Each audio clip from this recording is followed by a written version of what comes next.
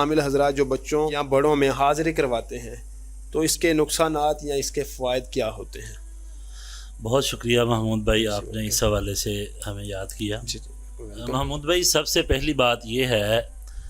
جو لوگ جو عامل حضرات بچوں یا بڑوں میں حاضری کرواتے ہیں، جنات جسم کے اندر بلاتے ہیں یا ان کو دکھاتے ہیں، اس کے نقصانات کیا ہیں؟ میرے دیکھنے میں یہ آیا ہے، تجربات میں یہ بات آئی ہے، اس کا فائدہ ہو نہ ہو لیکن نقصان بڑا ہوتا ہے۔ نقصان یہ ہوتا ہے، اللہ رب العزت نے انسان کو بنایا ہے مٹی سے اور جنات کو بنایا ہے آگ سے۔ جب یہ انسان کے جسم کے اندر انٹری کرتے ہیں،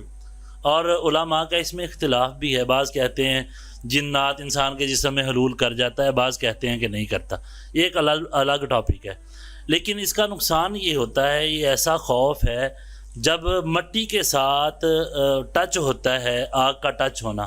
اس کی وجہ سے انسان کے جسم میں بہت زیادہ افیکٹ ہوتے ہیں، نقصان ہوتے ہیں۔ میں اسی ضمن میں ایک واقعہ ذکر کروں گا۔ میرے پاس ایک ینگ لڑکی آئی،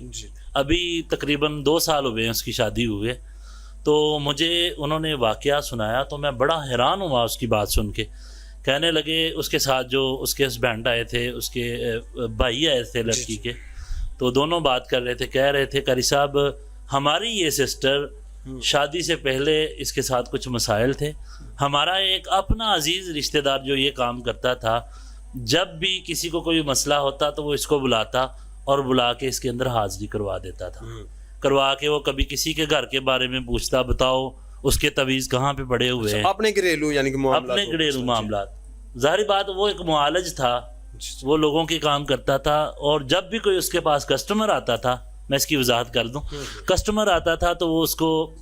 بلا لیتا تھا کہ ہم نے اس کا علاج کرنا ہے، لیکن وہ کام اپنا نکلواتا تھا،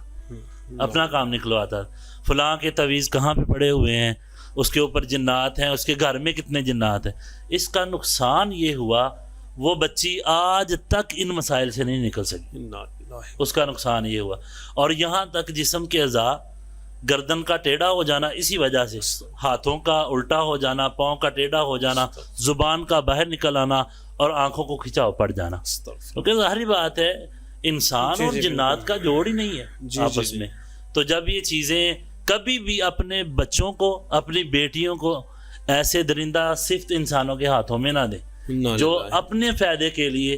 چند روپوں کی خاطر آپ کے بچوں کا غلط استعمال کرتے ہیں، آپ کے بچے ہمیشہ کے لیے روگی ہو کے رہ جاتے ہیں۔ تو یہ اس کا نقصان ہوتا ہے۔ اور یہاں تک پھر 2 سال ہو گئے محمود بھائی، شادی بھی ہوئی ہے، دین تو اللہ کی ہے، لیکن وہ جسمانی طور پہ ایکٹیو ہی نہیں ہے اس حوالے سے کہ وہ بچے والے ان کے ساتھ معاملات ہو سکے۔